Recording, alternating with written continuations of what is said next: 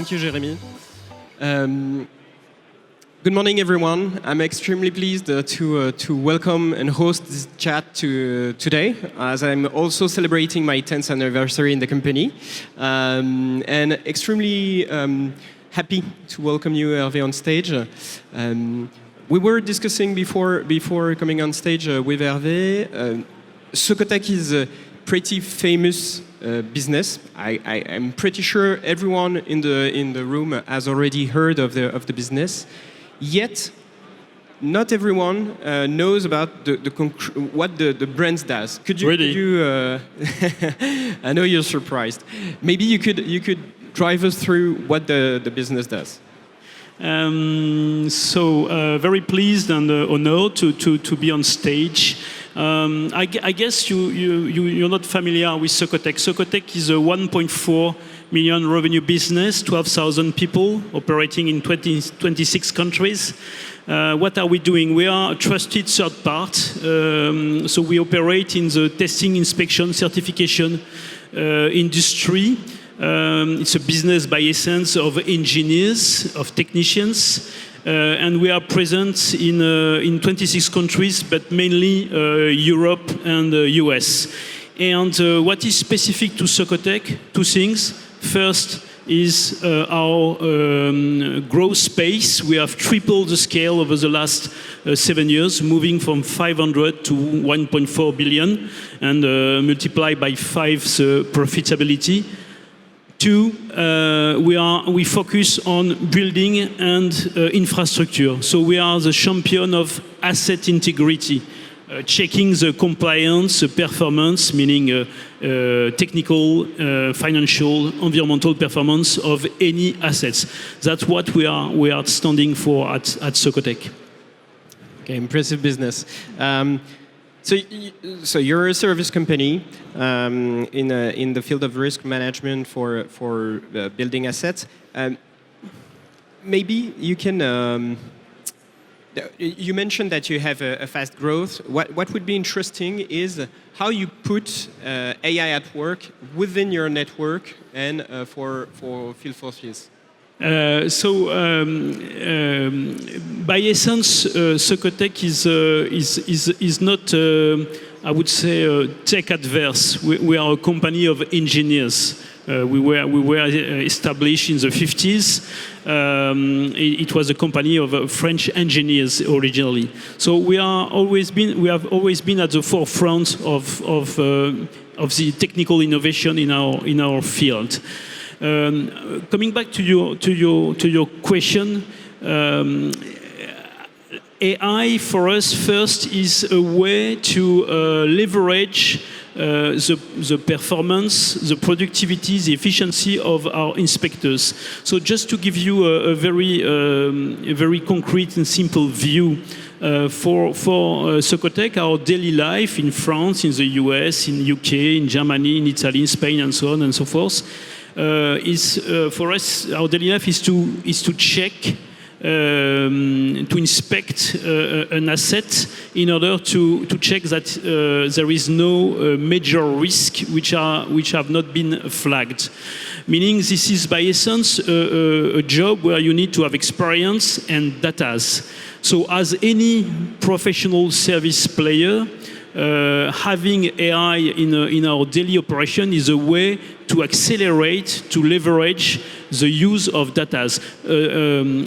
Socotec is sitting on ton of data. We have been part of all the building of La Défense, business district center of Paris. We are not a prop tech, but we have much more data than any prop techs, no doubt. So the question first for us is, okay, we have these data, we have experienced engineers, how can we leverage this in order to be more accurate, more productive, and of course, we have a lot of use case coming from AI, relatively simple to implement in our field operation, I would say.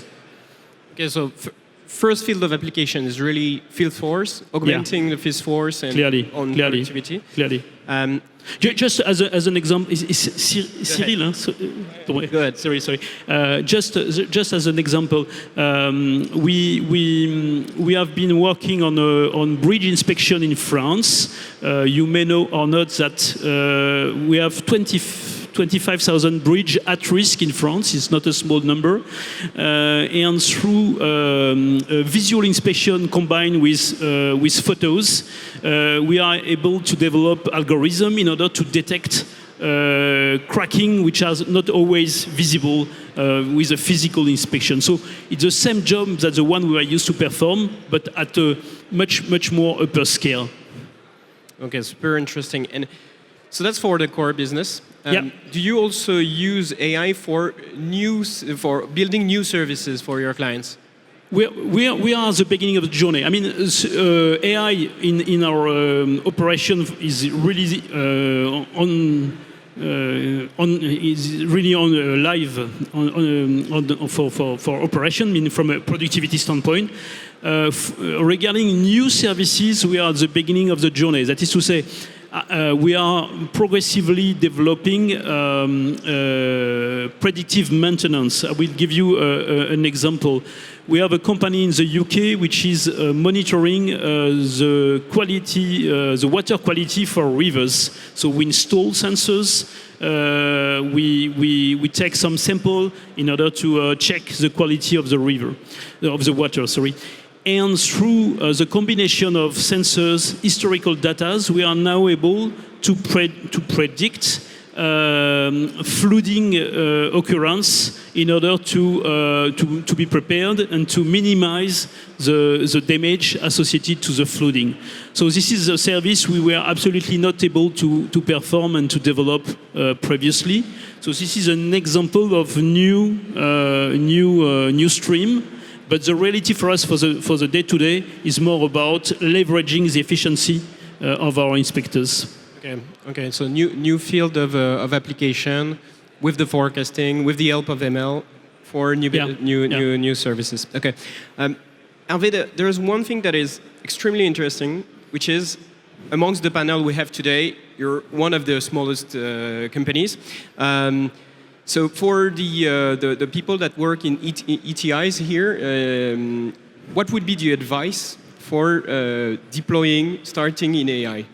Yeah, for sure. I saw that you had on stage Orange and Valeo, which are not small companies, and Socotec is not a big corporate. We are what we call in France an ETI, mid-sized company, entreprise de taille intermédiaire.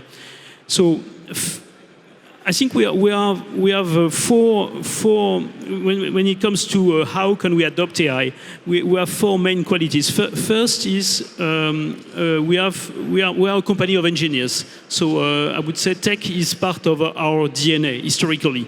We were established in the 50s, but always tech has been there.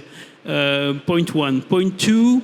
As I mentioned at the very beginning, we have been through an incredible transformation journey, moving from 500 million euros French-centric business to a 1.4 totally global in 7 years. So it's a huge transformation journey. As a consequence of that, you have some agility within the company, some flexibility, okay? And as another consequence, we are recruiting at a fast pace. Last year, we have recruited more than 2,000 people. So you have young engineers joining with their own practices, who are digital native and so on. So this is the second main quality. The third one is probably the global footprint.